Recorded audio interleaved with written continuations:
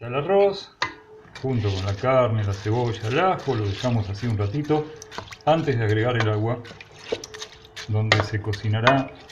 Esta comida es muy rápida, la van a hacer en un ratito, hace apenas 20 minutos que empecé con todo, cortando la cebolla.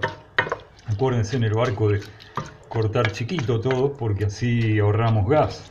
Tampoco en el barco tenemos tanta disposición de gas. Cuanto más chiquitas sean las cosas, más rápido se van a hacer. Entonces la cebolla, el ajo, todo lo más chiquito posible para ahorrar gas.